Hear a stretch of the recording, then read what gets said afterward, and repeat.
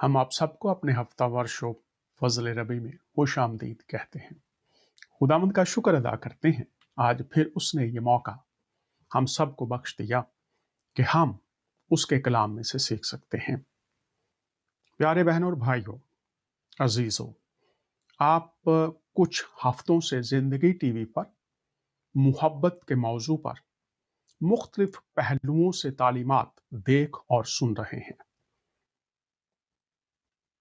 और मुख्तलिफ मेजबानों ने उन पहलुओं को जो आज भी मुहब्बत के ताल्लुक से इंसानों की ज़रूरत है सेर हासिल गुफ्तगू फरमाई। दुनिया के दानिश्वर अक्सर ये बात करते हैं, आप यूरोप का लिटरेचर पढ़ लीजिए, आप एशिया का लिटरेचर पढ़ लीजिए, या आप कदीम अदियान और सकाफतों की भूल भलाइयों में खोया हुआ मुहब्बत के बारे में वो इल्म जो इंसानों तक पहुंचा, उसको छान लीजिए, खंगाल लीजिए, तो आप जानेंगे कि मुख्तलिफ अदवार में मुहब्बत को मुख्तलिफ मानों में समझा जाता रहा है। लेकिन जो आजकल के दानश्वर हैं, वो आज भी ये बात करते हैं, अगर आपने किसी शख्स, किसी हुकूमत, किसी रियासत, किसी मजहब, किसी देवी या देवता, किसी इंसानी लीडर की असलियत को जानना है कि हकीकतन वो कैसा है, तो वो कहते हैं उसका एक ही पैमाना है, उसको जानने का एक ही तरीका है, एक ही कसौटी है जिस पर इस बात को परखा जा सकता है, और वो है मुहब्बत या मुहब्बत के उल्ट नफरत। तो पूरी दुनिया में मैंने जैसे अर्ज किया, शख्स है, मजहब है, हुकूमतें हैं, रियासतें हैं, देवी देवता हैं, क्या आपको उनकी जात में, उनके अमल में मुहब्बत ही मुहब्बत नजर आती है, या उसके उल्ट नफरत, तासुब और इससे मुतल्लिका बहुत सी चीजें जिनको नफरत जन्म देती है, क्या आपको वो नजर आती हैं? पहचान मुहब्बत है। और जब हम दुनिया के दानश्वरों की इन बातों की रोशनी में सीखते हैं, पैमाना मुहब्बत है, जानने परखने की कसौटी मुहब्बत है, और अगर मुहब्बत नजर ना आए जुबानी तौर से और अमली तौर से, लफ्जी और अमली सूरत मुहब्बत की नजर ना आए, तो फिर आप खुद जानिए वो देवी देवता या वो हुकूमतें या वो मज़ाहब या वो अशखास जो दावा मुहब्बत तो करें लफ्जी, लेकिन उसका अमली इतलाक ना हो, तो वो फक्त दावा तो हो सकता है लेकिन हकीकत नहीं हो सकती। और आज मैं आप तमाम अहबाब की नजर ये बात कर रहा हूं कि हकीकत आशनाई, हकीकत की परख करने के लिए वो आंख आपके पास होनी चाहिए, समझने के लिए, जानने के लिए वो ज़हन और दिल आपके पास होना चाहिए जो परख कर सके असल मुहब्बत। और पूरी दुनिया में इंसान मुहब्बत का मुतलाशी है, इंसानों में भी और खुदाओं में भी। और जब हम मसीही तालीमात की बात करते हैं, तो हजूरुल मसीह यसु अल मसीह, हमारे मुसलमान बहन भाई उनको ईसा मसीह अलैहिस्सलाम कहते हैं। दीगर अक़वाम भी उनकी ज़ात अक़दस के ताल्लुक से तालीमात को जानने के लिए, उनकी ज़ात अक़दस को, उनकी तालीमात को जानने के लिए खोज लगाते रहते हैं। तो जब आप इस दुनिया में तशरीफ़ लाए, तो आपसे किसी ने पूछा था कि तमाम तालीमात और इल्हाम जो इंसानों तक पहुंचा है, जो तमाम शरीयतें इंसानों तक पहुंची हैं, उनका खुलासा क्या है, उनका लब्बे लबाब क्या है, दरअसल वो किस लिए दी गई हैं, उनका जौहर क्या है, सबसे बड़ा हुक्म कौन सा है। तो हुजूरुल मसीह मत्ती की अंजील में 22 से 25 अबवाब का अगर आप मुतालिया करें और इस्तिस्ना की किताब से वो कोट किया गया है, वो उन्होंने अपनी जुबान मुबारिका से फरमाया था। गौर कीजिएगा, मैंने शुरू में आपके सामने रखा, कोई शख्स है, कोई मजहब है, कोई देवी देवता है, कोई खुदा है, क्या उसकी असलियत, उसका जौहर, उसका इल्हाम लफ्जी और अमली पैरोकारों की जिंदगियां उस मोहब्बत का अक्स और इजहार है। हुजूरुल मसीह जवाब देते हैं, सबसे बड़ा हुक्म अपने खुदा से, खालिक खुदा से मोहब्बत और अपने हम जिन्स इंसान से मोहब्बत। अब पूरी दुनिया में सवाल यह पैदा होता है, वो मसीही हो, मुसलमान हो, हिंदू हो, सिख हो या दीगर मज़ाहब जो इल्हामी मज़ाहब हैं, गैर इल्हामी मज़ाहब हैं, मुख्तलिफ फ़लसफ़े हैं, आप उनकी पैरवी करते हैं, आप उन पर चलने की कोशिश करते हैं, तो क्या अंदर से मोहब्बत, अगर खुदा मोहब्बत और वो कहे इंसान से मोहब्बत, तो अंदर से नफरत निकले, अंदर से हसद निकले, अंदर से बुराइयां निकले, तफरके निकले, तो फिर सवालिया निशान होगा, कौन सा खुदा और किसके पैरोकार।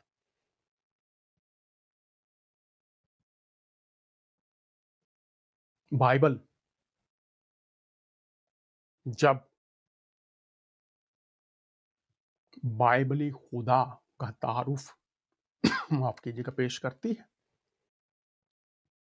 तो यूहन्ना की अंजील के 3 बाब की 16वीं आयत में खुदा ताला का तारुफ करवाया गया है कि वो खुदा, देवी देवता इंसान कह सकते हैं मोहब्बत रखते हैं, लेकिन अगर वो नजर नहीं आती, अगर उसकी लफ्जी और अमली तकमील कोसों दूर, नारे, दावे हर जगह मौजूद, लेकिन उसकी लफ्जी और अमली सूरत पर सवालिया निशान, तो फिर आज ऐसे खुदा को जानने की जरूरत है जो हकीकतन आपके अल्फाज को और आपके बातन को बदल कर मोहब्बत में ढाल दे और उसका तारुफ हमें मिलता है। आइए यूहन्ना की अंजील क्या पैगाम पहुंचाती है। 3 बाब है और उसकी 16वीं आयत हम देखते हैं क्या लिखा है। यहां पर खुदा की मोहब्बत का बयान, जिस खुदा को मुतारिफ करवाया जा रहा है, जिसकी पहचान की तरफ बुलाया जा रहा है, जिसके बारे में हम तक आसमान अपनी बात पहुंचा रहा है, वो क्या है। लिखा है, क्योंकि खुदा ने, उसने खुद ये फैसला किया है कि मैं ये करूंगा, क्योंकि खुदा ने दुनिया से ऐसी मोहब्बत रखी, क्योंकि खुदा ने, ये खुदा जिसके बारे में बाइबल बयान करती है वो मोहब्बत का खुदा है। लिखा है, खुदा ने दुनिया से मुराद तमाम इंसान, तमाम मखलूकात, चूंकि वो खालिक खुदा भी है, ऐसी मोहब्बत रखी कि उसने मोहब्बत रखी और फिर उसका इजहार किया है कि उसने अपना इकलौता बेटा बख्श दिया। मोहब्बत रखी है, इकलौता बेटा बख्श दिया है। इस मोहब्बत में खुदा की बख्शिश, बख्शिश जो आपने कमाई ना हो, जिसके आप हकदार नहीं हैं, वो बख्शिश है। अक्सर हम इंडिया पाकिस्तान में देखते हैं बख्शिश के तौर पर चीज दे दी जाती है, तो लिखा है इकलौता बेटा बख्श दिया ताकि, अब इस मोहब्बत में ताकि शर्त आ गई, जो कोई उस पर ईमान लाए। गौर कीजिए लिखा क्या है, जो कोई उस पर ईमान लाए, किस पर? जो बख्शा गया है, बेटा। आगे इस मोहब्बत का नतीजा क्या होगा, बेटे पर ईमान लाने का नतीजा क्या होगा? हलाक ना हो। मोहब्बत किसी की हलाकत नहीं चाहती, और ये मैं आज पूरी दुनिया के अध्ययन बता देना चाहता हूं। नजर कीजिए, अगर मोहब्बत है तो लिखा है जो कोई उस पर ईमान लाए हलाक ना हो। अगर हलाकत इंसानी की तरफ कोई मजहब, कोई शख्स, कोई लीडर, कोई फलसफा, कोई इल्हाम जिसको आप मानते हैं हलाकत की तरफ लेकर जाने वाला है, तो उस पर सवालिया निशान है। क्या वो खुदाई इल्हाम है? ईमान लाए, हलाक ना हो। हलाकत इस पैकेज में नहीं है जो खुदा की मोहब्बत है, बल्कि हमेशा की जिंदगी पाए। ये जो हमेशा की जिंदगी है, इसके लिए जो अबरानी ओरिजिनल लफ्ज है वो है खुदा जैसी जिंदगी। इससे मुराद ये है कि खुदा हमेशा से हमेशा तक जिंदा है, तो वो इंसान जो बेटे पर ईमान लाए हमेशा की जिंदगी पाए, उसकी बुनियाद क्या है? खुदा की मोहब्बत। और ये मोहब्बत जो रखने वाला खुदा है, पूरी दुनिया में ये जो आयत है यूहन्ना की इंजील 3 बाब और 16वीं आयत, ये इसको बाइबल का दिल भी कहा गया है। और पूरी दुनिया में मसीही इस आयत को सबसे ज्यादा इंसानों तक पहुंचाते हैं, ताकि इंसान खुदा के इस मोहब्बत से जो हलाकत से निकाल कर हमेशा की जिंदगी में ले आती है, वसीला दिया गया, बख्श दिया बेटा, जो कोई ईमान लाएगा। क्योंकि खुदा ने दुनिया से ऐसी मोहब्बत रखी कि उसने अपना इकलौता बेटा बख्श दिया, ताकि जो कोई उस पर ईमान लाए हलाक ना हो बल्कि हमेशा की जिंदगी पाए। तो खुदा है, उसकी मोहब्बत है, वसीला बेटा है। जो कोई उस पर ईमान लाएगा, जो उसे बनाकर भेजा गया है, उसको कबूल कर लेगा, वो हमेशा की हलाकत से, दोजख से निकलकर जन्नत की हमेशा की जिंदगी में आ जाएगा। लेकिन क्या सवाल ये पैदा होता है फिर, अब ये आयत भी है, इसके बारे में बताया भी जा रहा है लोगों को। अब लोगों की अपनी आजाद मर्जी है कि वो खुदा की मोहब्बत की जो तरतीब दी गई है, खुदा की मोहब्बत में जो वादा किया गया है और शर्त दी गई है, जो कोई उस पर ईमान लाएगा हलाक ना होगा बल्कि हमेशा की जिंदगी पाएगा। वो हमेशा की हलाकत दोजख से निकलकर हमेशा की जिंदगी में आएगा, और इसकी बुनियाद क्या है? खुदा की मोहब्बत। तो क्या आप इस मोहब्बत को जानने की कोशिश करते हैं? क्या आप इस मोहब्बत पर ईमान लाने के लिए इसमें तहकीक और रिसर्च करते हैं? क्या आप इस मोहब्बत के बारे में, जो जिंदगी इसमें दी गई है, हमेशा की जिंदगी, उसको पाने के लिए इस खुदा की मोहब्बत की पहचान और वाकफियत के लिए अमली कदम बढ़ाते हैं? एक शख्स जिस तक ये आयत पहुंची, किस तरह से इस मोहब्बत के पैगाम को उसने कबूल किया, और इस मोहब्बत की समझ उसे कैसे आई, और फिर जब ये आशनाई उसे मिल गई, ये समझ उसे मिल गई, वाकफियत उसे मिल गई, उस पर यह भेद खुल गया, उसने जान लिया, तो फिर उसके बाद उसकी जिंदगी में क्या हुआ?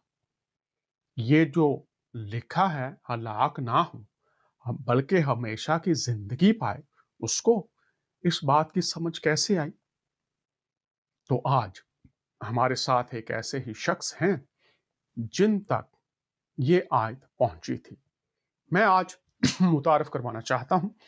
मेरे साथ हैं जनाब मोहतरम बिशप संजीव कुमार साहब, और आज हम खुदामंद का शुक्र करते हैं वो हमारे साथ हैं, तो उनसे गुफ्तगू करेंगे। बिशप संजीव कुमार साहब, हम अपने हफ्तावार शो फजल रबी में आपको खुश आमदीद कहते हैं। सर, कैसे हैं आप? जी, खुशामदीद डॉक्टर डैनियल जी, मैं बिल्कुल ठीक हूँ। मैं सबसे पहले खुदा का शुक्र करता हूँ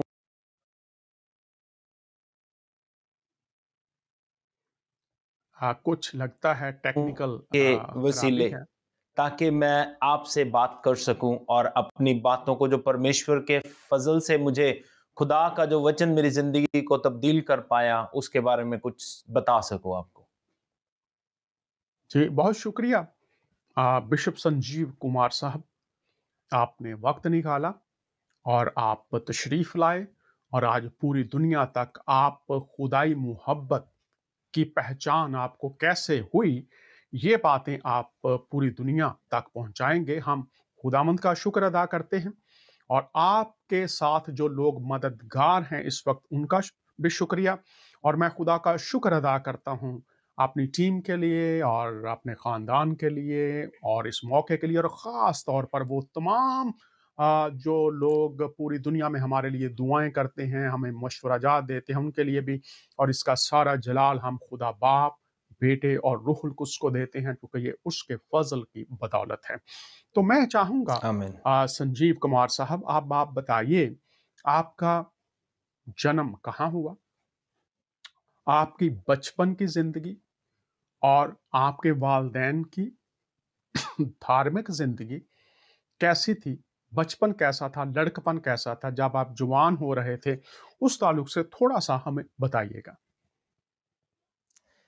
जी, मेरा जन्म एक हिंदू परिवार में हुआ और जैसे कि हम सब जानते हैं जैसे ही एक इंसान किसी भी परिवार में या किसी भी मज़हब में पैदा होता है तो उसे उसी मज़हब की शिक्षा दी जाती है। वैसे ही जो मेरे माता-पिता थे वो हिंदू थे और उनके साथ-साथ जब मेरा जन्म हुआ तो मेरी ज़िंदगी भी जैसे-जैसे मैं बड़ा होता गया, बढ़ता गया और जब मैं इस दुनिया में आया तब एक्चुअली मेरे माताजी हरियाणा के थे और मेरे पिताजी पंजाब के थे।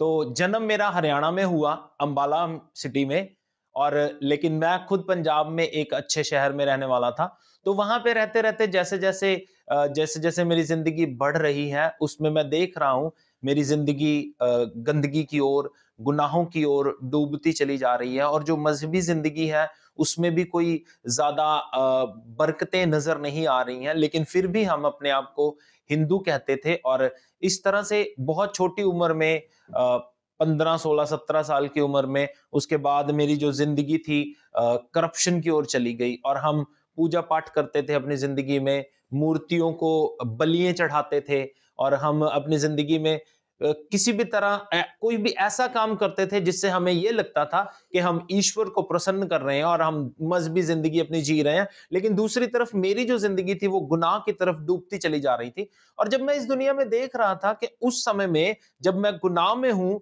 तब भी मुझे कोई देखने वाला या मुझे प्यार करने वाला नहीं था। फिर भी मैं अपनी ज़िंदगी को लेके चलता चला जा रहा हूँ। तो इस तरह की ज़िंदगी बहुत स्टार्ट हुई और छुटपन से ही बड़ेपन तक 16-17 साल की उम्र तक मेरी ज़िंदगी बिल्कुल ही नाश हो चुकी थी। बहुत शुक्रिया।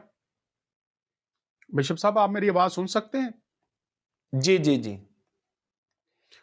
बहुत शुक्रिया, आपने ये बात हम तक पहुँचाई। आपने ये फरमाया कि मेरी ज़िंदगी सब कुछ हम करते थे, और मैं पूछना जी। चाहूँगा कि ये जो आप सब कुछ करते थे, वो क्या-क्या था? शायद बहुत से लोग हैं वो भी इस वक़्त वही जी। काम कर रहे हैं। मेरी बात ज़रा सुनिएगा, हुँ। फिर आपने वो जवाब देना है। फिर आपने कहा कि मैं सब कुछ करने के बावजूद करप्शन करता था। वो जो करप्शन थी, वो क्या-क्या थी, अगर आप बताना चाहें थोड़ा-सा?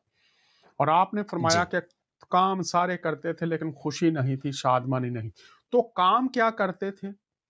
जो आप कहते थे कि हम मज़हब की जो रसूमात थी वो करते थे, वो क्या-क्या थी? फिर जी, आप करप्शन भी साथ करते थे, वो क्या-क्या थी? तो ये ज़रा तफ़सील से थोड़ा-सा बताइए, फिर बात को आगे बढ़ाते हैं। जी। जैसा कि मैंने बताया, मैं एक हिंदू परिवार से हूँ और उस समय में मैं शिव शंकर जी का बहुत बड़ा पुजारी था और मैंने कई सोमवार के व्रत रखे। और उस समय में ना सिर्फ मैं मतलब हमारा जो ज़िंदगी थी, मज़हबी ज़िंदगी हम इतनी सिद्ध बना लेना चाहते थे, इतनी स परफ़ेक्ट बना लेना चाहते थे। ना सिर्फ हम हिंदू कल्च रिचुअल्स को फ़ॉलो करते थे, जो हमारा पैदाइश थी वो एक मुस्लिम इलाके की थी, वहाँ पे जो मस्जिद थी उसमें भी हम जाना पसंद करते थे। और वहाँ पे जैसे ही हमारे परिवार में किसी की शादी होती थी, तो हमें वहाँ पे बकरा बलि करना पड़ता था, या आगे किसी के बच्चे पैदा होते थे उनके लिए भी हमें वहां पे बकरा बलि करना पड़ता था। तो ये रिचुअल्स हम अपनी जिंदगी में करते थे। और उसके साथ साथ जैसे मैंने बताया, मेरी जिंदगी में कोई प्रॉब्लम नहीं थी, लेकिन फिर भी हम गंदगी में जिंदगी व्यतीत कर रहे थे।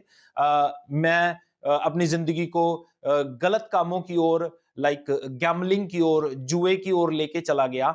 वहां से परमेश्वर मुझे निकाल के लेके आए। उस जिंदगी को मैं सोचता हूँ करप्शन की जिंदगी कहता हूँ मैं, जहां पे मैं रिचुअल्स भी निभा रहा था और दुनिया में भी अपने कामों को कर रहा था, गंदे गंदे कामों को कर रहा था, नशों में पड़ गए, शराबें पीनी और बियर्स पीनी, और इवन दो ऐसी जिंदगी थी कि हम अपने पापा के साथ बैठ के ही शराब पीते थे। बहुत शुक्रिया बिशप साहब, आपने ये बात हम तक पहुँचाई है कि मज़हबी रसूमात भी हैं, इबादात भी हैं, चढ़ावे भी हैं, पूजा भी है, लेकिन उसके साथ-साथ आपकी ज़िंदगी में वो अमाल जो दुनिया के दीगर लोग जिनको हम कहते हैं कि वो लोग भगत भी नहीं हैं, वो लोग खुदा की इबादत करने वाले भी नहीं हैं, वो भी वही काम कर रहे हैं। और जो खुदा की या देवी-देवताओं की इबादत करने वाले हैं, वो भी वही काम कर रहे हैं। तो अब मैं आपसे दरख्वास्त करूँगा कि आप हमें ये बताइए कि मसीह खुदावंद तक आने का अमल कैसे शुरू हुआ? कब शुरू हुआ? कैसे शुरू हुआ? क्या हुआ था जो आप मसीह तक आए? इस बारे में तफ़सील से ज़रा बताइएगा कि मसीह तक आने का सफ़र कब और कैसे शुरू हुआ? ये बात हम चाहेंगे कि आप हमारे नाज़रीन को बताइए। जी, जैसा कि मैंने आपको बताया कि मेरी ज़िंदगी गंदगी की ओर जा रही थी, उस समय मेरे घर के बिल्कुल पास एक परिवार 1996 में प्रभु यीशु मसीह के पास गए। और उस समय मैं अपने दोस्त से कह रहा था कि चलो हम भी चर्च चलते हैं, और नहीं तो कुछ वहाँ पे जाके लड़कियों को देखेंगे। तो जब हम ये प्लान कर रहे हैं, तो मेरा दोस्त कहता है कि नहीं, हम नहीं जाएँगे। तो जो फैमिली प्रभु यीशु मसीह के पास गई है, उनसे हमारा कोई मेल-जोल नहीं है, रहते हमारे घर के पास ही हैं, लेकिन वो लोग हमसे बात नहीं करते हैं, उनकी ज़िंदगी हमसे अलग है। वो थोड़ा पैसे वाले थे और शायद हमारे कामों की वजह से भी हमसे थोड़ा दूर रहना पसंद करते थे। लेकिन जैसे ही उन्होंने 96 में प्रभु यीशु मसीह को जाना, तो उनके माइंड में, उनके दिल में भी एक बर्डन आया कि उन्होंने मुझे परमेश्वर का वचन सुनाना शुरू कर दिया। जब उन्होंने मुझे ये वचन सुनाया कि परमेश्वर आपसे प्यार करते हैं, परमेश्वर आपको बचाना चाहते हैं, तो मैं सोचने लग गया कि ये वही लोग हैं जो पहले हमारे रिचुअल्स में, हमारी रीति में, वो भी हिंदू धर्म को फॉलो करते हैं, लेकिन उस समय वो हमसे बात भी करना पसंद नहीं करते हैं। लेकिन जैसे ही प्रभु यीशु मसीह के प्यार को उन्होंने जान लिया, आज वो मुझसे बात करना पसंद कर रहे हैं और मुझे भी चाहते हैं कि मैं प्रभु के पास आ जाऊं। तो 28 को 28 अगस्त को फर्स्ट टाइम मैंने चर्च को ज्वाइन किया, चर्च में मैं गया और उस समय में प्रभु के वचनों को सुना। तब मैंने देखा कि वहां पे जो पास्टर जी थे, उन्होंने मुझसे बात की कि यही वचन, जो खुदा का वचन बाइबल में लिखा है, परमेश्वर ने जगत से ऐसा प्यार किया कि उसने अपना इकलौता बेटा दे दिया ताकि जो कोई उस पर विश्वास करे वो नाश ना हो बल्कि हमेशा की जिंदगी को प्राप्त करे। तो मैंने देखा कि ये लोग जो पहले हमसे बात नहीं करते थे, ये उस प्यार की वजह से बात कर रहे हैं जो परमेश्वर ने इनकी जिंदगी में प्रकट किया है, और इसलिए ये शायद मुझे बचाना चाहते हैं। वो दो बहन भाई थे, मुझे एक सोफे पे बिठा के एक तरफ से एक वचन सुना रहा है, दूसरी तरफ से दूसरा वचन सुना रहा है। तो वो जो प्रोसेस था मेरी जिंदगी को बदलने में बड़ा कारगर हुआ, और आज प्रभु ने मेरी जिंदगी को बचा लिया। इस तरह से मेरी जिंदगी को प्रभु के प्यार में बदल दिया गया। जी, बहुत शुक्रिया। आपने बात की यूहन्ना 3:16 की कि खुदा ने दुनिया से ऐसी मोहब्बत रखी कि उसने अपना जी, इकलौता बेटा बख्श दिया ताकि जो कोई उस पर ईमान लाए हलाक ना हो बल्कि हमेशा की जिंदगी पाए। अब ये आयत आपने सुनी, उन्होंने कहा कि जी, खुदा आपसे मोहब्बत करता है, उसने बेटा बख्श दिया है, जो ईमान लाएगा हलाक ना होगा, हमेशा की जिंदगी पाएगा। तो आपको इस मोहब्बत की पहली बात मुझे आपने ये बतानी है कि ये जो खुदा की मोहब्बत है, इसकी आपको समझ कैसे आई? ये क्या है मोहब्बत? ये बचाने वाली मोहब्बत ये तो है, बचा लेती है। लेकिन आपने इस मोहब्बत को जान लिया और इसको कबूल कर लिया। कैसे आपको समझ आई? ये ज़रा बताएँ सब लोगों को। जैसा कि मैंने आपको बताया कि वो ही लोग जो पहले मुझसे बात नहीं करते थे, पहले मुझसे प्यार नहीं करते थे, जब मैं उनकी जिंदगी में इस मोहब्बत को देख पा रहा हूं, तो वो मोहब्बत जो है मेरी जिंदगी में काम कर रही है। और मैं ये देख रहा हूं कि एक परमेश्वर जो कि जहां पे मैं हूं, जो बलियां मांग रहा है, जो हमारी जिंदगी को नाश की तरफ लेकर जा रहा है, दूसरी तरफ एक ऐसा ईश्वर है जो अपनी जान को मेरे लिए कुर्बान कर रहा है ताकि मैं बच जाऊं, मैं जी सकूं, और वो परमेश्वर मेरे लिए अपनी जिंदगी को कुर्बान कर रहा है। तब मुझे समझ में आया कि सचमुच में यही मोहब्बत है, यही प्रेम है। जो दुनिया में है उसमें कोई भी प्रेम नहीं है। उनको तो लालच है कि हम उनको बलियां चढ़ा दें, हम उनको भेंटें चढ़ा दें, तब कहीं जाके वो कुछ भी नहीं करने के योग्य हैं, लेकिन फिर भी हम लगे रहते हैं। लेकिन जब परमेश्वर की मोहब्बत को देखा कि उन्होंने अपनी जान तक मेरे लिए कुर्बान कर दी,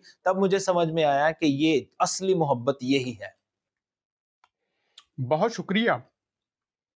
आपने लफ्ज़ी मोहब्बत को यीशु मसीह की जान देने तक अमली मोहब्बत में देखा और फिर आप इस मोहब्बत को समझ गए कि ये सब मोहब्बतों से आला मोहब्बत है।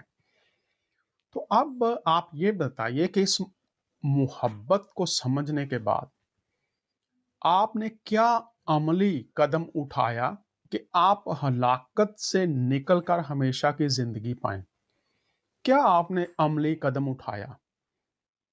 ये हमारे नाज़रीन को बताइए कि मसीह की मोहब्बत वो है जो लफ्ज़ी नहीं है, वो अमली है।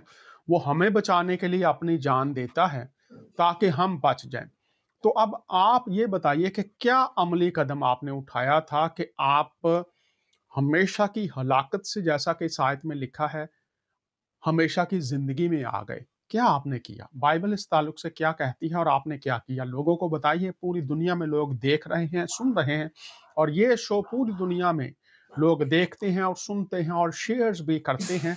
और ये सिर्फ़ एक मज़हब तक नहीं है, इसमें इंडिया है, पाकिस्तान है, पूरी दुनिया है, बहुत से बड़े-बड़े अदारों के लोग बैठकर इस शो को देखते हैं। तो मैं चाहूँगा कि आज आप ये बताइए, आप हमेशा की हलाकत से, जो इस आयत में कहा गया है, हमेशा की ज़िंदगी में कैसे आए? क्या अमल किया था आपने? जी, जैसा कि इसी कलाम में लिखा है कि परमेश्वर ने जहान से प्रेम किया और अपना एक बेटा दे दिया ताकि जो कोई उस पे ईमान लाए वो हलाक ना हो। तो सबसे पहला काम जो मैंने उस मोहब्बत में किया, मैंने प्रभु यीशु मसीह पर ईमान लाया, और मुझे ये एहसास हुआ कि मैं सारी जिंदगी गुनाहों में चलता रहा, गुनाहों में जीता रहा। तब मैंने अपने गुनाहों को माना, तौबा की अपने गुनाहों से, और उन गुनाहों को छोड़ के अमली रूप से मैंने बपतिस्मा लिया और प्रभु यीशु मसीह को अपना प्रभु ग्रहण करके और आगे की जिंदगी को अपने प्रभु यीशु मसीह को दे दिया ताकि मैं उस मोहब्बत को बांट सकूं। और आज 98 से 1998 से लेके आज तक मैं प्रभु यीशु मसीह की मोहब्बत को बांटता चला जा रहा हूं। बहुत शुक्रिया। आपने बताया कि आपने एहसास किया कि मैं गुनहगार हूँ और यीशु मसीह का खून, यीशु मसीह की कुर्बानी सलीब पर वो मेरे गुनाहों के लिए दी गई है और आपने इकरार किया। आपने फरमाया कि फिर आपने तौबा की, इकरार तौबा की और यीशु मसीह को अपनी ज़िंदगी में खुदावंद माना और अब आप उसकी मोहब्बत को बाँट रहे हैं। बहुत से लोग हैं जो इस वक़्त देख रहे हैं और सुन रहे हैं, देखेंगे और सुनेंगे। आपने ये कैसे किया था? मैं चाहूँगा आप ये बताइए आपने क्या कहा था यीशु मसीह से? कौन से अल्फ़ाज़ बोले थे? कैसे आपने कहा मैं तौबा करता हूँ, मेरी ज़िंदगी में आइए, मेरा खुदावंद बन जाइए? आपने ये कैसे कहा था ताकि दुनिया में बहुत से लोग हैं, जो इस शो को देखने के बाद हमेशा की ज़िंदगी पाने चाहते हैं। उनके अंदर ये ख़्वाहिश पैदा होगी कि हाँ, मैं गुनहगार हूँ, मुझे हमेशा की ज़िंदगी चाहिए। लेकिन आपने क्या किया था वो स्टेप्स ज़रा बताइए? आपने पहले कहा कि मैंने इकरार किया, तौबा की अपनी ये एक-एक बात ज़रा बताइए क्या-क्या, कैसे आपने किया? ये ज़रा बताइएगा। जी, जब मैं खुदा की मोहब्बत को समझ गया, तब मुझे एहसास हुआ कि अब तक तो मैं अपनी ज़िंदगी को गुनाहों में ही बिता रहा हूँ। जैसा मैंने बताया, मेरे कार्यों को जो मैं करता था, उन सब गुनाहों को मैंने इकरार किया। मैंने कहा कि पिता परमेश्वर, मैं अब तक गुनाह ही करता रहा और शायद मैं किसी और को ही ईश्वर कहता रहा, और मैं आज जान गया हूँ कि मोहब्बत करने वाले और मुझे बचाने वाले ईश्वर आप ही हैं। और उसके बाद मैंने अपने गुनाहों से तौबा की और दोबारा उन रस्तों पे न जाने का फैसला किया, और परमेश्वर ने मेरी मदद की, फजल बख्शा, और उसके बाद मैंने बपतिस्मा लिया।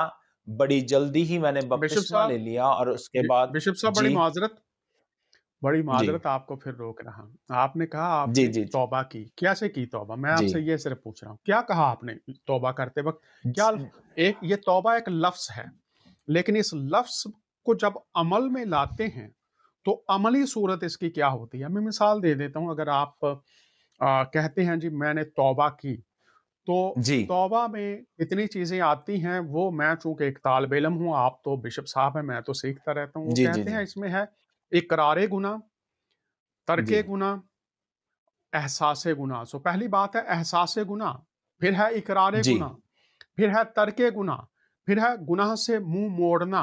तो तौबा में ये 4 चीज़ें शामिल होती हैं। मैं आपसे दरख़्वास्त करूँगा कि आपने ये चारें चीज़ें जो हैं, वो कैसे की ताकि लोग कर सकें? वो आप कहते हैं ना, ये ऐसे मैं साइकिल चलाकर दिखाता हूँ आपको, फिर आप भी ऐसे ही चलाइए तो आप सीख जाएँगे। तो ये मैं चाहता हूँ आप ज़रा बता दीजिए लोगों को। बड़ी मेहरबानी आपकी। जी। कैसे किया जी, आपने? मैं क्या कहा खुदावंद ने? हाँ जी। जी, मैं बताता हूँ। मैंने खुदावंद से मेरे लिए वो समय बड़ा हार्ड था, क्योंकि मैं अपने परिवार में से अकेला ही व्यक्ति था और ये सब कुछ मैं छुप के करता था।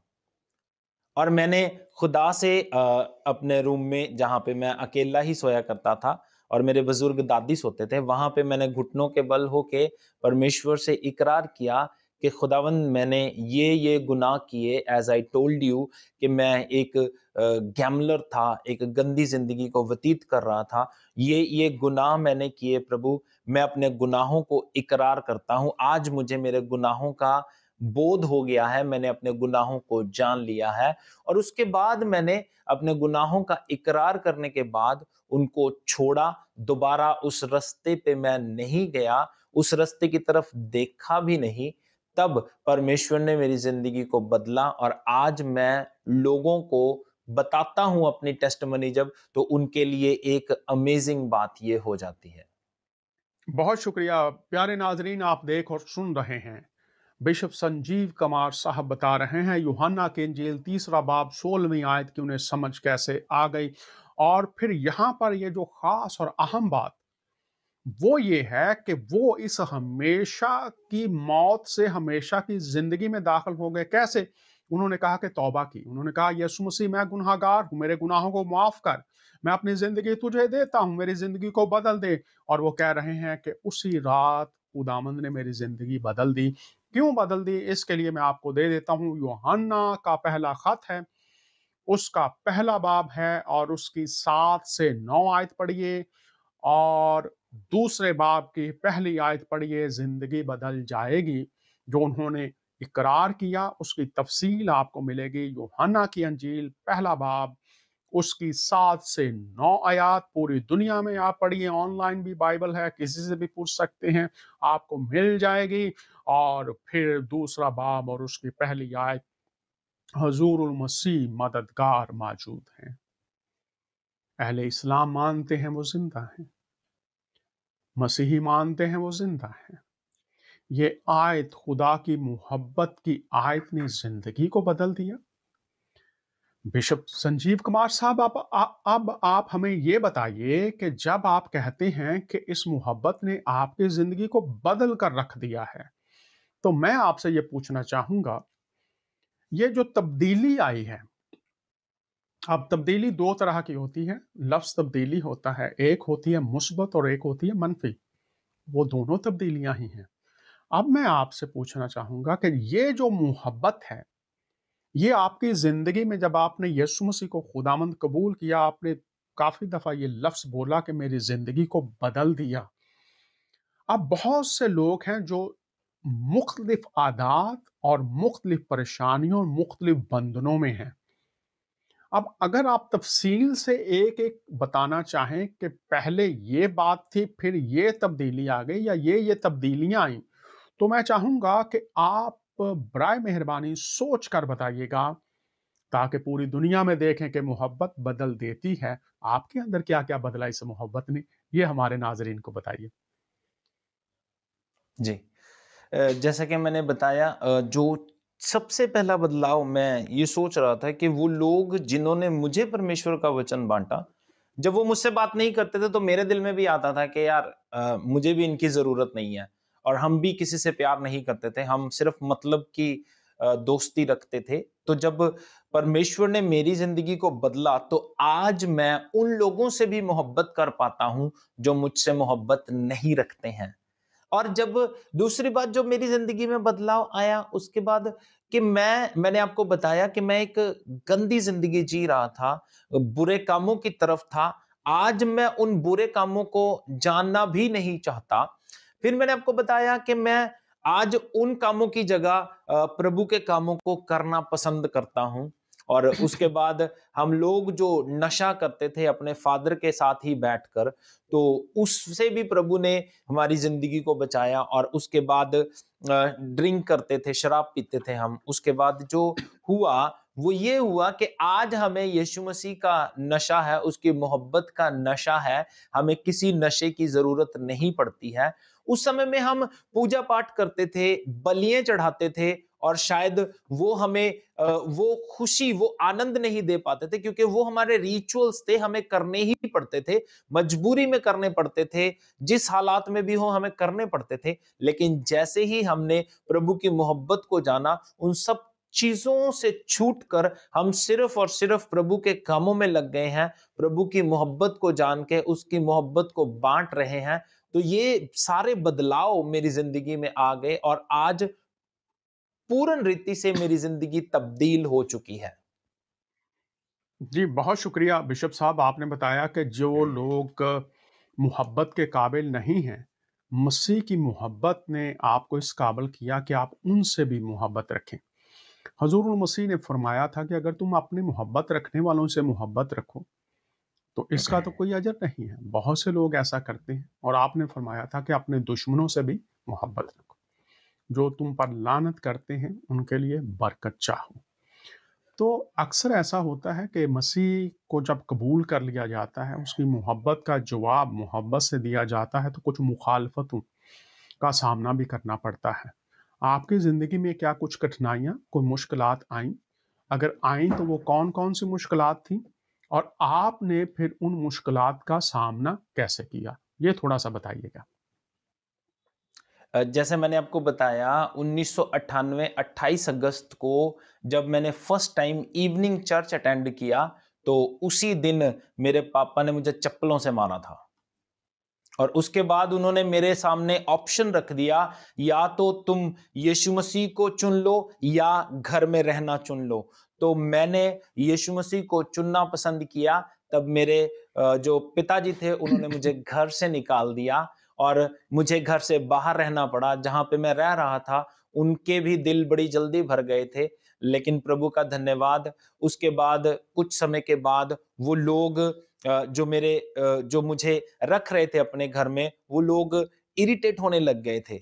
और फिर उसके बाद खुदा ने ही काम किया कि मेरे फादर मुझे 1 डेढ़ हफ्ते के बाद अपने आप वापस बुला लाए थे। उनको ये पता चल गया था कि ये अब यीशु मसीह के रास्ते से वापस नहीं आने वाला। अब मैं इनके साथ कुछ भी कर लूँ, तो वो बहुत मुसीबतों का सामना, वो जो 10 दिन, 12 दिन मेरी ज़िंदगी में बीते, वो बड़े मुश्किल थे। उस समय में प्रभु ने मुझे बहुत सँभाला और लास्टली मेरे फादर मुझे फिर से घर में ले आए थे। जी, बहुत शुक्रिया। आपने ये तो बात की कि आपके वालिदैन ने घर से निकाल दिया। इसके अलावा कोई और मुसीबतें, मुखालफतें, रिश्तेदारों की तरफ से जहाँ आप रहते थे वहाँ की इलाके की तरफ से कोई ऐसी बात जिसने आपके इस सफ़र को रोकने की कोशिश की हो, इसके अलावा? जी, बहुत सारे थे, रिश्तेदार भी थे, दोस्त भी थे। दोस्त मुझे छोड़ के जाने लग गए और उन्होंने एक बड़ा यूनिक सा, उस समय में हमारे एरिया में, हमारे देश में एक सिंगर होते थे जोजो, तो दे कॉल्ड मी जोजो, कि मैंने अपने धर्म को परिवर्तन कर लिया। और वो लोग मुझ पे हँसते थे कि तुम लोग ईसाई बन गए हो। मेरे अपने रिश्तेदारों ने मुझे छेड़ना शुरू कर दिया कि मैं क्यों अपने धर्म को बदल के गोरों के धर्म की ओर या अंग्रेजों के धर्म की ओर चल दिया, और क्या अपने धर्म में तुम्हें कुछ नहीं मिल रहा था। बहुत सारी बातों का सामना करना पड़ा, लेकिन मैंने प्रभु के फजल से एक काम जो बहुत अच्छा किया, दोनों कानों का प्रॉपर इस्तेमाल किया। मैं एक कान से सुनता था और दूसरे कान से निकाल देता था। जी, बहुत शुक्रिया। आप कह रहे हैं आप एक कान से सुनते थे, दूसरे कान से निकाल देते थे। तो अब यहाँ पर ये भी बताइए कि खुदा के कलाम की कौन-सी बात थी? आपने कहा खुदा के फ़ज़ल ने मुझे सँभाला, दोस्तों ने छोड़ दिया, रिश्तेदारों ने मज़ाक उड़ाया, वालिदैन ने निकाल दिया और दीगर भी मुख्तलिफ़ लोगों ने तमस्खर उड़ाया कि आपने अंग्रेज़ों का मज़हब कबूल कर लिया है। तो ये बताइए कि कलाम के कौन से हिस्से थे या आयत थीं जिन्होंने आपकी मदद की? क्या बात थी कि आप वापस नहीं मुड़े इन मुखालफतों के बावजूद? क्या बात थी? वो ज़रा थोड़ा-सा बताइए। जी, जैसे मैंने आपको बताया कि मेरे परिवार वालों ने जब मुझे निकाल दिया, तो उस समय में प्रभु का फ़ज़ल इस तरह से मेरे साथ रहा, जहाँ पे कुछ लोग मेरे खिलाफत करने वाले थे, तो खुदा यहाँ से के फ़ेवर से, जी, जहाँ पे मैं लोग मुझे चाहूँगा कुछ, बिशप साहब जी, शुक्रिया, माज़रत जी, जी, आपको जी, रोक रहा। आप जी, कह रहे हैं कि खुदा के फ़ज़ल ने मुझे बचाया। अब लोगों जी, को नहीं पता, मसीहों को पता है फ़ज़ल क्या है, वो कैसे जी, जी, बचाता जी, है। जी। तो आप ये बताइए हुँ, लोगों को ये फ़ज़ल क्या है? और कैसे जी, ये मैं वही बचाता बता रहा है? हूँ। चूँकि आप जी, जी, जी। देखते हैं जी, ये कहते हैं इंडिया पाकिस्तान में कहते हैं ये अगर आग जो है वो जलाती है किसी हिस्से को, ये बरनौल ले जाइए और ये तरीकाकार है उसके लगाने का, ये लगाइएगा ऐसे, इतने दिन लगाइएगा ठीक हो जाएगा। तो अब बरनौल का पता है तो वो फिर खरीदते हैं। अब फ़ज़ल आप कह रहे हैं लोगों को पता ही नहीं ये क्या है। तो पहले ये बताइए ये फ़ज़ल क्या है जो मसीह देते हैं? और फिर ये काम कैसे करता है ताकि आपकी ज़िंदगी में हुआ है, आपको तो पता है।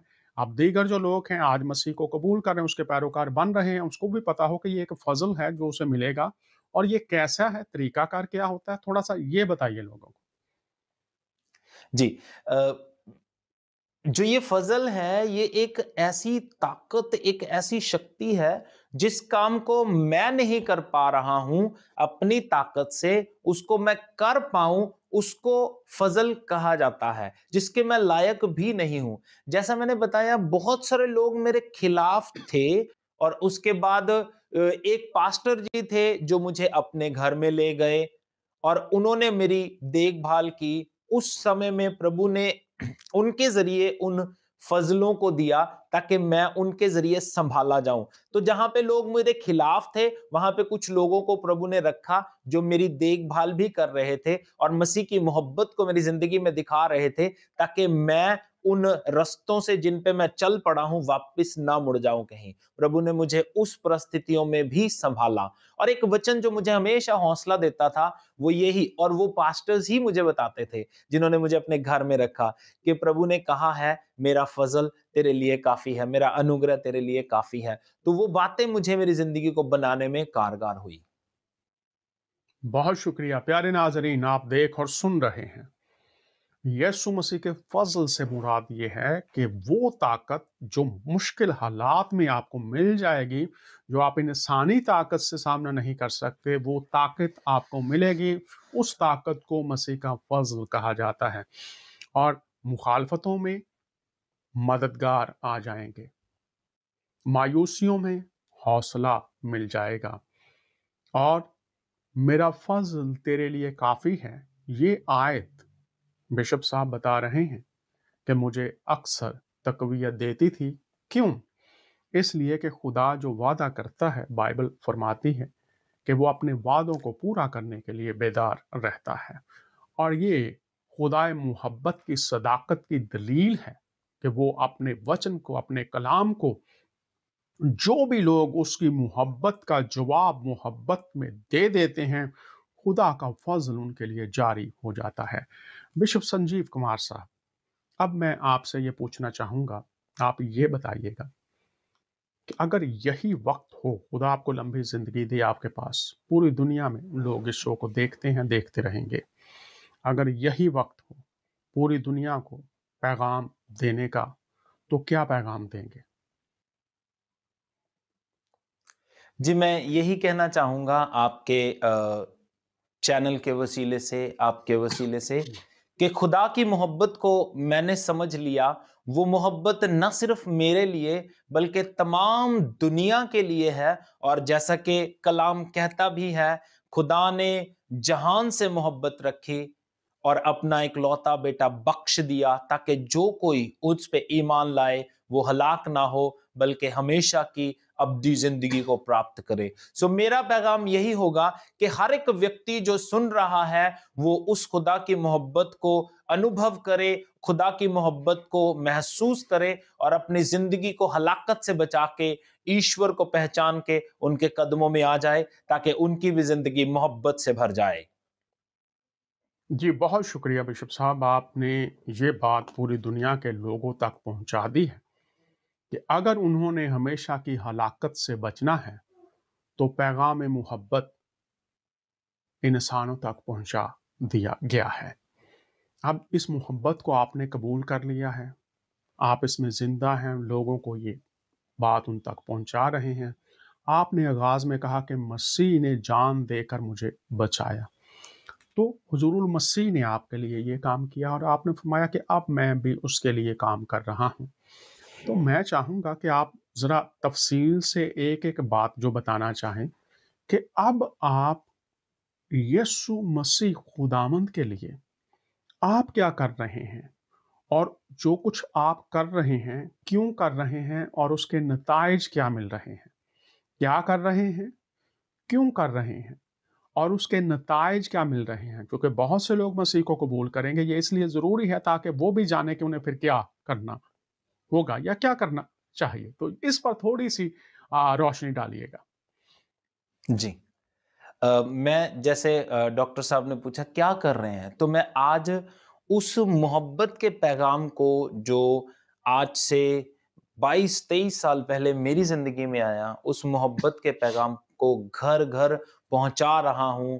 हर एक व्यक्ति जिससे भी मैं मिलता हूं उससे वो शेयर करता हूं, उनसे वो वचनों को बांटता हूं और उसका कार्य करता ही चला जा रहा हूं। बहुत सारी रूहों को हर रोज मैंने अपनी जिंदगी का नियम बनाया है, मैं हर रोज एक व्यक्ति को वचन सुनाता ही सुनाता हूं, जाके मोहब्बत बांटता ही हूं, ताकि उनकी जिंदगी में मोहब्बत कार्य करे, उनकी जिंदगियां बदलें, ताकि वो अंधेरे से निकलकर रोशनी में आ जाएं। और इसलिए कर रहा हूं क्योंकि प्रभु ने मेरी जिंदगी से मोहब्बत की, उन्होंने अपनी जान, जवानी का गाढ़ा लहू मेरे लिए बहाया। मैं उनके लिए शायद अपनी जान भी दे सकूं, लेकिन अभी अगर जब तक मैं जिंदा हूं तो मैं उनकी मोहब्बत को लोगों में बांटता रहूंगा, क्योंकि उन्होंने मुझसे मोहब्बत की, उन्होंने मुझसे प्रेम किया और मेरे दिल में ये बोझ दिया है ताकि हर एक व्यक्ति मेरे देश का बच जाए और परमेश्वर को ग्रहण कर ले। बहुत शुक्रिया, आप लोगों तक ये बात पहुंचा रहे हैं। तो लोगों का रद्द-ए-अमल क्या होता है जब आप ये बात उन तक पहुंचाते हैं? तो उनका रद्द-ए-अमल क्या होता है? कैसे वो रिएक्ट करते हैं?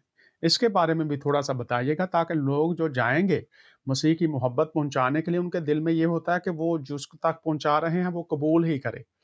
तो ये तो ख़्वाहिश तो अच्छी है, लेकिन कभी-कभी लोग कबूल नहीं भी करते। हुज़ूर मसीह ने फरमाया था, मैं तुम्हें भेजता हूँ, जहाँ कबूल करें उनके लिए बरकत चाह, जो ना कबूल करे वहाँ पर आगे चले जाओ।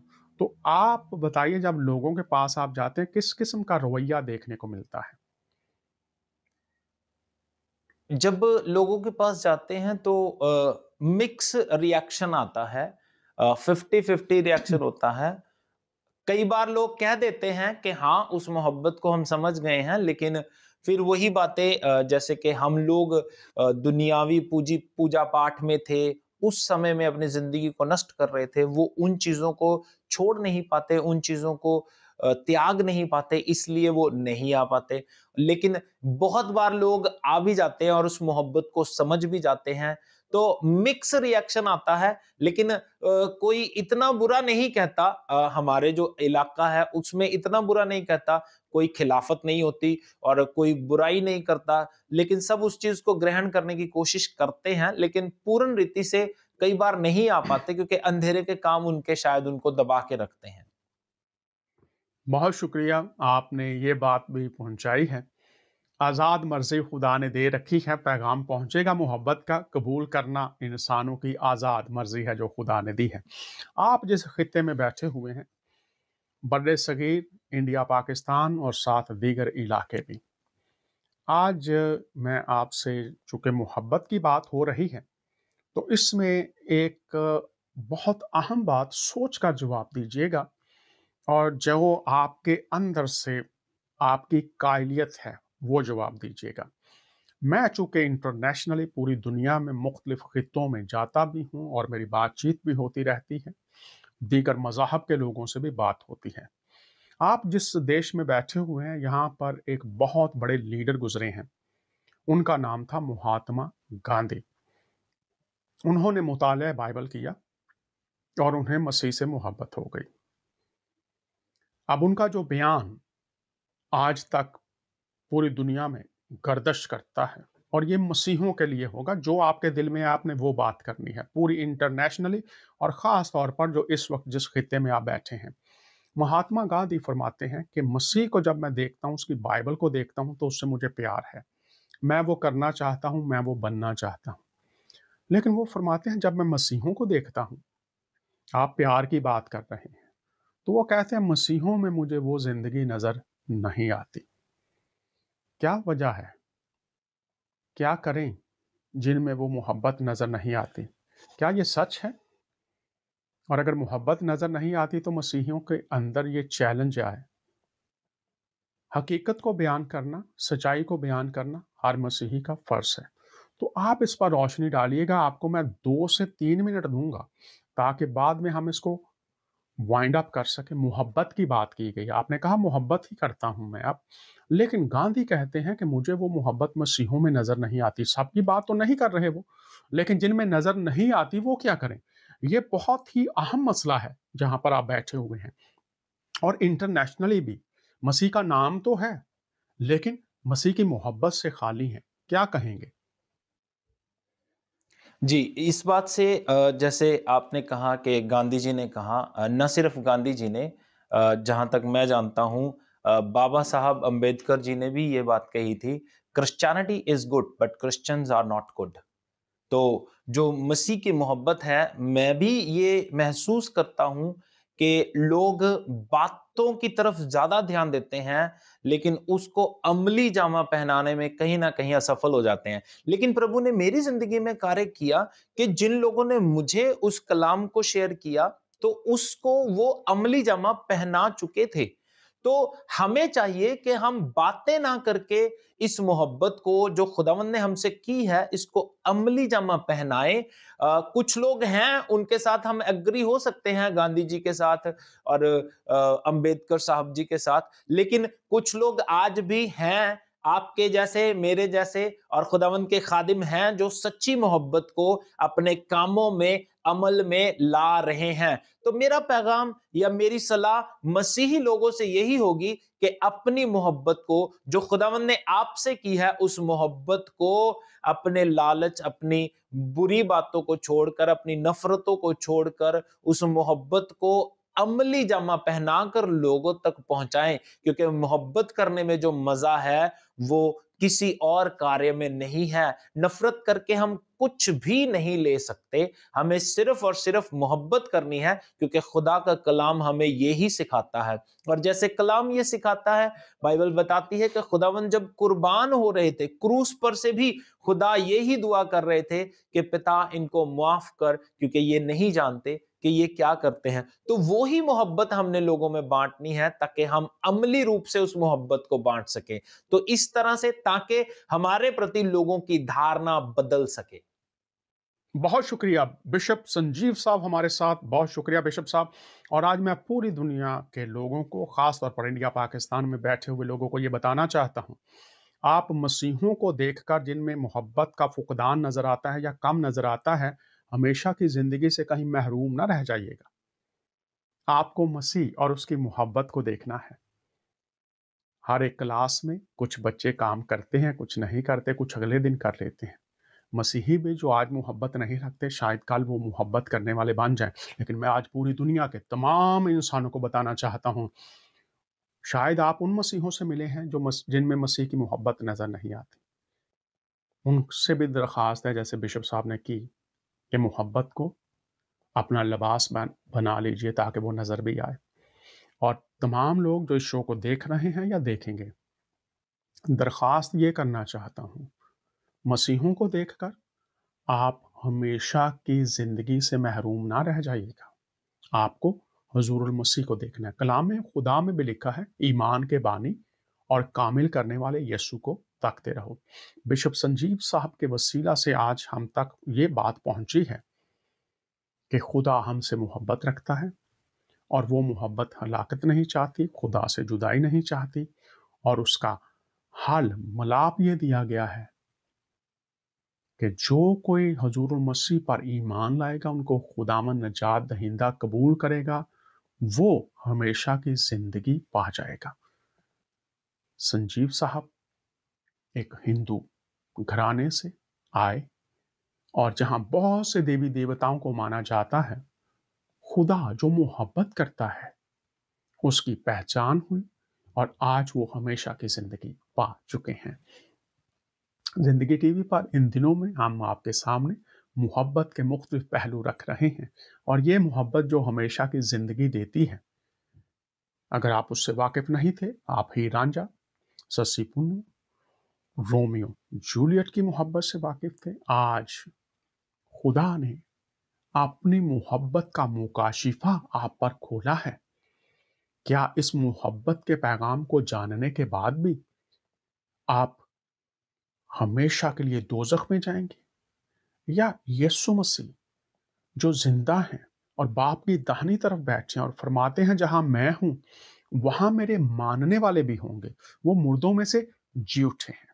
और उन्होंने फरमाया, जो मुझ पर ईमान रखता है मैं उसे हमेशा की जिंदगी बख्शता हूं। ये जिंदगी आप भी पा सकते हैं। यीशु से बात कीजिए, जिंदगी पाइए। अगले हफ्ते फिर आपसे मुलाकात होगी। इजाजत चाहते हैं आपका मेजबान दानियाल।